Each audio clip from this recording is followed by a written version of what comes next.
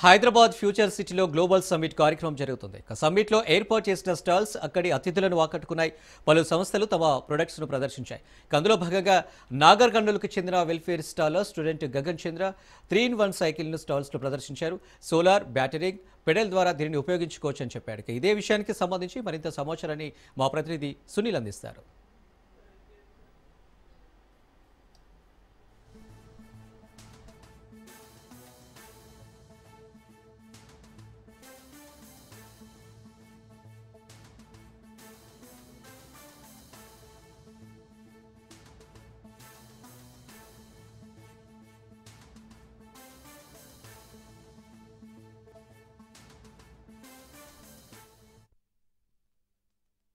తెలంగాణ రాష్ట్ర ప్రభుత్వం ఎంతో ప్రతిష్టాత్మకంగా నిర్వహిస్తున్నటువంటి గ్లోబల్ సమ్మిట్లో అత్యంత ప్రధానమైనటువంటి తెలంగాణ రాష్ట్రం తీసుకుపోయేటువంటి నిర్ణయాలు ఫ్యూచర్లో మరోవైపు ఇప్పటి వరకు అమలు చేస్తున్నటువంటి సంక్షేమ పథకాలకు సంబంధించిన విషయాలపై కూడా ఒక ఎగ్జిబిషన్ స్టాల్స్ ఏర్పాటు చేసింది. అందులో ముఖ్యమైన స్టాల్స్ సోషల్ వెల్ఫేర్ వివిధ డిపార్ట్మెంట్లకు సంబంధించిన స్టాల్స్ ఏర్పాటు చేశారు. అందులో సోషల్ వెల్ఫేర్ సంబంధించిన స్టాల్స్ అత్యంత ప్రత్యేకమైనది. ఒక విద్యార్థి తన స్వయంగా సైకిల్ని తయారు చేశాడు. ఆ సైకిల్ సంబంధించిన విషయాలపై కూడా విద్యార్థిని అడిగి తెలుసుకునే ప్రయత్నం చేద్దాం. దీని ముఖ్య ఉద్దేశం ఏంది, ఎట్లా తయారు చేస్తావు, దీన్ని ఎన్ని రోజులు పట్టింది?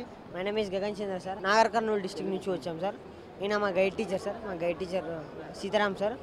మేము బల్మూర్ విలేజ్ జెడ్పిహెచ్ఎస్ బల్మూర్ స్కూల్లో చదువుతున్నాను. ఇది నా project 3-in-1 hybrid cycle sir. ఇందులో 3 మోడ్స్ ఉంటాయి ట్రావెల్ చేయడానికి. మనకు సోలార్, బ్యాటరీ, పెడలింగ్. ఈ 3 మోడ్స్తో మనం వేరియస్ కండిషన్స్లో మనం ట్రావెల్ చేయొచ్చు. ఒక సన్లైట్ ఉన్నప్పుడు మనం సోలార్ మోడ్లో అన్లిమిటెడ్ కిలోమీటర్స్ మనం కంటిన్యూగా డ్రైవ్ చేయొచ్చు. ఒకవేళ సన్లైట్ లేదు, నైట్ టైం అనుకుంటే మనం బ్యాటరీ మోడ్లో మనం 30 కిలోమీటర్స్ ట్రావెల్ చేస్తారు. ఒకవేళ బ్యాటరీ కూడా అయిపోయింది అన్నప్పుడు మనం పెడలింగ్ ట్రావెల్ చేయొచ్చు సార్. నాకు ఒకసారి డెమో చూపిస్తాను సార్. ఇది ఇగ్నిషన్కి సార్. అక్కడ ఎక్సలేటర్ ఇస్తే ఒక వీల్ అనేది తిరుగుతుంది సార్. సార్ చూడొచ్చు, 30 km/h స్పీడ్తో సోలార్ సిస్టమ్ ద్వారా తిరుగుతుంది. ఒకవేళ సోలార్ పని చేయకపోతే, ఎండాకాలం రాకపోతే, వర్షాకాలం కావచ్చు, ఎండ లేనప్పుడు ఎట్లా పని చేస్తుంది సార్? ఎండ లేనప్పుడు మనం బ్యాటరీ వాడుకోవచ్చు సార్. బ్యాటరీ బ్యాకప్ కూడా ఉంటుంది. బ్యాటరీ బ్యాకప్తో మనం 30 km వెళ్ళొచ్చు. ఒకవేళ బ్యాటరీ కూడా అయిపోయినా సరే మనం పెడలింగ్ ద్వారా మనం వెళ్ళొచ్చు సార్. ఛార్జింగ్ పెట్టొచ్చా? పవర్ ద్వారా ఛార్జింగ్ పెట్టొచ్చే అవకాశం ఉంది? అవును సార్, ఉంది సార్. మనం ఇంట్లో నుంచి కూడా ఛార్జ్ పెట్టుకోవచ్చు, లేదంటే సోలార్తో కూడా ఛార్జ్ అవుతూ ఉంటుంది. ఎంత ఖర్చు వచ్చింది, ఎన్ని రోజుల టైం పట్టింది ఇది తయారు చేయడానికి? సార్ ఇది మొత్తం 25,000 ఖర్చు వచ్చింది సార్. మనకు ఇది తయారు చేయడానికి దగ్గర 1 year పట్టింది సార్. అంటే ఒక్కొక్క district level, state level science ఫేర్కి ఒక సైకిల్ వెళ్ళింది సార్. అక్కడ మేము ఒక్కొక్క లెవెల్కి అప్గ్రేడ్ చేస్తూ ఇది నేషనల్ లెవెల్ దాకా తీసుకున్నాం సార్. ఇది national level last demo cycle piece sir. దీన్ని తయారు చేయాలని అసలు ఎందుకు అనిపించింది మీకు? అంటే సార్ మాది బల్మూర్ విలేజ్, అది ఒక ట్రైబల్ ఏరియా సార్. అటు సైడ్ మనకు పెట్రోల్ బంక్స్ ఉండవు. కాస్ట్ కూడా చాలా ఎక్కువ ఉంటుంది సార్ పెట్రోల్ బంక్స్లో. ఆ కాస్ట్ ఉండడానికి, రెడ్యూస్ చేయడానికి ఎకో ఫ్రెండ్లీగా వెహికల్ తయారు చేద్దామని మేము ఒక డిజైనింగ్ ఎంచుకొని ఈ యొక్క సైకిల్ని డిజైన్ చేసినాం సార్. సోలార్తో ఇలా ఉంటే ఫ్రీ ఆఫ్ కాస్ట్. అంటే ఒక్కసారి ఇన్వెస్ట్ చేస్తే నెక్స్ట్ టైం మళ్ళీ మనీ పెట్టకుండా ఒకటేసారి మనకు ఎక్కువ లాంగ్ లైఫ్ ఇచ్చేటట్టు తయారు చేసినాం సార్.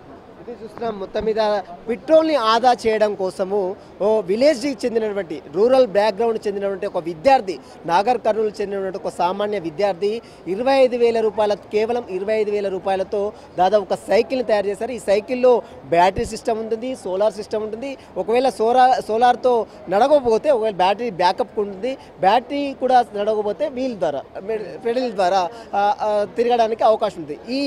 ఈ యొక్క ప్రక్రియ తయారు చేయడానికి అతనికి 25,000 రూపాయల ఖర్చు మాత్రం వచ్చింది. చాలా కష్టపడి ఈ యొక్క ప్రాజెక్ట్ని తయారు చేస్తారు. కాబట్టి ఇతర ప్రపంచం నుంచి వచ్చినటువంటి చాలామంది పారిశ్రామికవేత్తలు ఈ యొక్క ప్రాజెక్ట్ని చూసి ఎలాగైనా మళ్ళీ అవకాశాలు, ఇలాంటి వాటికి అవకాశాలు కల్పించాలనే ఉద్దేశంతోనే ఈ యొక్క స్టాల్స్ని ఏర్పాటు చేశారు. ఈ స్టాల్స్ ద్వారా తెలంగాణ ఖ్యాతిని, తెలంగాణ ప్రఖ్యాతిని, తెలంగాణ యొక్క గౌరవాన్ని మరింత కీర్తిని పెంపొందించడం కోసం ఈ యొక్క స్టాల్స్ కూడా ఎంతగానో ఉపయోగపడుతుందని చెప్పొచ్చు. ప్రస్తుతం అయితే వెల్ఫేర్ సంబంధించినటువంటి స్టాల్స్ ఇదంతా కూడా.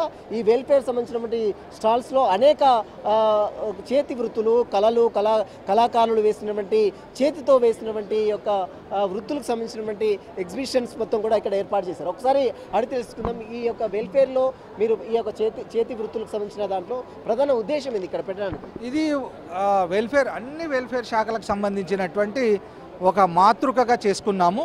ఇక్కడ మాకు 3 విభాగాలు చేశాం దీంట్లో. ఒకటి ఏంటంటే ఎడ్యుకేషన్లో ఏ రకమైన అభివృద్ధి జరుగుతుంది, ఎన్ని రకాలుగా ఇన్స్టిట్యూషన్స్ ఉండి ఎన్ని లక్షల మందికి సపోర్ట్ చేస్తున్నటువంటిది ఒకటి ఉంది. అక్కడ ఎడ్యుకేషన్ ఇన్స్టిట్యూషన్స్ లోపల ఏ రకమైనటువంటి ఉత్పత్తులు అనేవి చేస్తున్నాము బిసైడ్ చదువు. రెండోది అంటే లైవ్లీహుడ్స్, ఏ రకంగా ఉత్పత్తులు తయారు చేసేసి బతుకుతెరువు కల్పించుకుంటున్నారనే దానికి ఎస్సీ వాళ్ళు ఏ రకంగా, ఎస్టీ వాళ్ళు ఏ రకంగా, బీసీ, మైనారిటీ, డిజేబుల్డ్ వాళ్ళు అనేటువంటిది ఉంది. మూడోది ఏంటంటే ఆర్ట్, కల్చర్, వాళ్ళ యొక్క సంప్రదాయాన్ని కాపాడుకునేటువంటి విధానాల మీద. దానిపైన కూడా ఏంటంటే మనకు సెపరేట్ ఆర్ట్ అనేటువంటి ట్రైబల్ ఆర్ట్ ఉంటుంది, మైనారిటీ ఆర్ట్ సెపరేట్ ఉంటుంది, అట్లాగే ఎస్సీకి సంబంధించిన, బీసీకి సంబంధించిన. సో ఇక్కడ వస్తే ఏంటంటే ఆ మూడు రకాలైనటువంటి వ్యవస్థల్ని చూపించే ప్రయత్నం మేము చేశాము. ఇక్కడ ఉన్నటువంటి కొన్ని మేము డిస్ప్లే చేశాము, యాజ్ వెల్ యాజ్ ఏంటంటే అమ్మకానికి కూడా పెట్టాము. అట్లా ఉన్నది. ఇక్కడ మా పిల్లలు, విద్యార్థుల యొక్క ప్రతిభను మీరు చూశారు. అక్కడ హార్వెస్టర్ ఉంది, ఇటువైపు అంతా కూడా విద్యార్థులేనా? విద్యార్థులు తయారు చేసే యూత్ కూడా ఉంది. ఇప్పుడు ఈ పెయింటింగ్స్ అన్నీ కూడా ఏంటంటే విద్యార్థులు వేశారు. రెసిడెన్షియల్ జూనియర్ కాలేజెస్ ఉంది, ఫైన్ ఆర్ట్స్ కాలేజ్ ఉంది, అట్లాంటి వాళ్ళు. ఇప్పుడు ఈ రెసిడెన్స్ స్కూల్ వాళ్ళు సైంటిఫిక్ దాంట్లో ముందుకెళ్ళి అవి తయారు చేయడం జరిగింది. హార్వెస్టర్ అంటే అన్ని రకాలైనటువంటి పనులు చేసేటువంటి పరికరం అనేటువంటిది. ఇది చూస్తాం. ప్రస్తుతము రూరల్ బ్యాక్గ్రౌండ్ నుంచి వచ్చినటువంటి రెసిడెన్షియల్ కళాశాలలో చదువుతున్నటువంటి చాలామంది విద్యార్థులు ఈ యొక్క ప్రతిభను కనబరిచారు. వారి చేతితో స్వయంగా వారి చేతితో వేసినటువంటి ఈ యొక్క కళలు కావచ్చు, వారితో చేసినటువంటి యొక్క కొన్ని విభిన్నమైనటువంటి టెక్నాలజీ పరంగా చేసినటువంటి కొన్ని కళాఖండాలు కావచ్చు, ఇవన్నీ కూడా ఈ యొక్క స్టాల్స్లో ఎంతగానో అందరినీ కూడా అట్రాక్ట్ చేస్తున్నటువంటి పరిస్థితి కనబడుతుంది.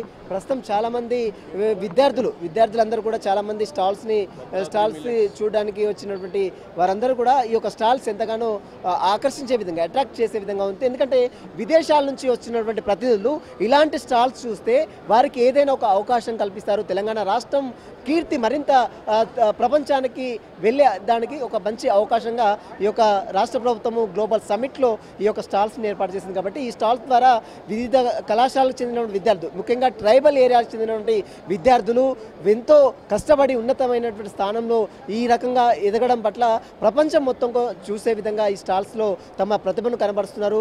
రాష్ట్ర ప్రభుత్వం ఒక మంచి అవకాశం ఇచ్చింది కాబట్టి దీన్ని ప్రపంచ స్థాయిలో తీసుకువెళ్లాలనే ఉద్దేశంతోనే ఈ స్టాల్స్ ద్వారా ఇక్కడ ఏర్పాటు చేయడం జరిగింది. మొత్తం మీద ఈ స్టాల్స్లో చాలామంది, మనం అన్ని స్టాల్స్ చూడవచ్చు, వివిధ విభాగాలకు చెందినటువంటి స్టాల్స్, సోషల్ వెల్ఫేర్ కావచ్చు, మరోవైపు మైనార్టీకి సంబంధించిన విషయాలు కావచ్చు, మరోవైపు ఫారెస్ట్ సంబంధించినది కావచ్చు, సైబర్ సెక్యూరిటీ కావచ్చు, డిఫెన్స్ కావచ్చు, ఎయిర్ స్పేస్ కావచ్చు, ఇండియన్స్ సంబంధించిన విషయం, వీటన్నిటికి సంబంధించిన స్టాల్స్ కూడా ఏర్పాటు చేసి వివిధ కళల్ని, కళాకారులని, అదేవిధంగా చేతి కళల వృత్తులని కూడా పెంపొందించే, ప్రపంచ స్థాయికి తీసుకువెళ్లే విధంగా తెలంగాణ రాష్ట్ర ప్రభుత్వం ఎంతో అద్భుతంగా ఈ స్టాల్స్ని రూపొందించే పరిస్థితి మాత్రం కనబడుతుంది.